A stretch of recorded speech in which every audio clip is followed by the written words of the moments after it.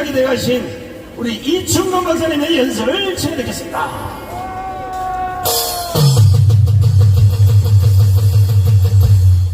네, 여기는 햇빛이 비쳐서 조금 따뜻할 것 같은데 아래는 응지가 돼가지고 많이 추울 것 같습니다. 제가 괜찮아요. 감사합니다. 오늘 목사님께서 북한이라는 정말 개같은 집단이 죽지 않고 오랫동안 살아있는 이유는 대한민국의 좌파 정권들이 그들을 살려줬기 때문이다 라고 말씀하셨는데 거기에 대해서 부연 설명을 하도록 하겠습니다. 제가 북한에 대해서 공부를 하기 시작한 것이 30년이 훨씬 넘습니다. 그동안에 북한은 곧 죽는다, 이제 북한은 죽고 말 거야, 그런 얘기를 한두 번 들은 것이 아닙니다. 제일 먼저 그런 얘기가 나온 것이 1990년이었습니다. 1990년에 소련이 망하고 공산주의가 모두 망했습니다. 우리는 소련이 망했기 때문에 북한도 저절로 망할 거라고 생각했습니다. 그리고 그 당시에는 중국이 아직 힘이 세지 않기 때문에 북한을 도와줄 돈도 없었습니다. 그런데 북한이 그동안에 죽지 않고 살아남았습니다. 많은 사람들이 이제 북한은 그냥 곧 죽을 것이다 그렇게 말했는데 거기에는 그렇게 북한이 죽을 거라고 말한 이유가 안 나 있습니다. 조건이 안 나 있습니다. 북한을 그대로 놔두면 죽는다 라는 얘기였습니다. 그런데 바로 그 무렵에 대한민국에서는 북한을 살려줘야 된다는 얘기가 나오기 시작했습니다. 김영삼 대통령 때 미국이 북한을 죽이겠다고 그랬더니 절대로 죽이면 안 된다고 그랬습니다. 그러고 나서 김대중 대통령이 됐습니다.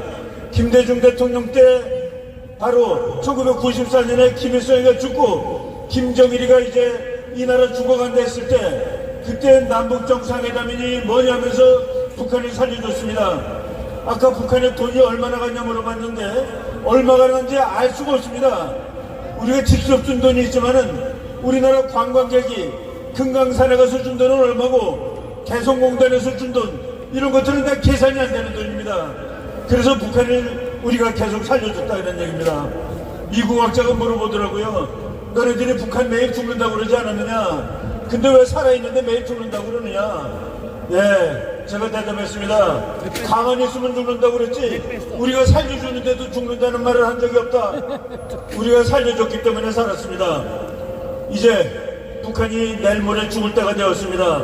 최근에 보니까 북한이 작년보다 농사가, 그러니까 쌀 생산, 곡물 생산이 4%가 줄었답니다.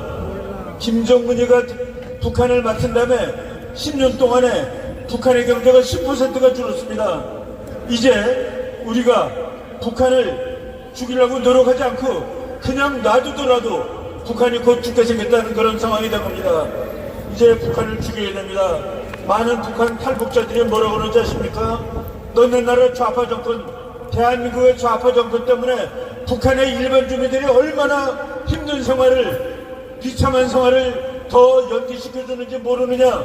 이제 그걸 끊어달라고 얘기합니다. 심지어 북한군의 중령이 너네들은 왜 침략 안 하느냐? 제발 공격해서 죽여달라 북한을, 이런 식으로까지 얘기하고 있는 이런 상황입니다. 이제 윤석열 정부가 돼서 북한한테 이론도 주지 않을 겁니다.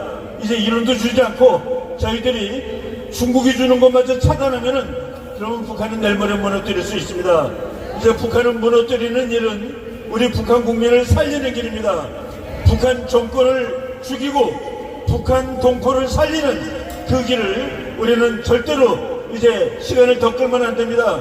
우리 목사님께서 2년, 3년 이내, 그것도 이제 반년 지났습니다.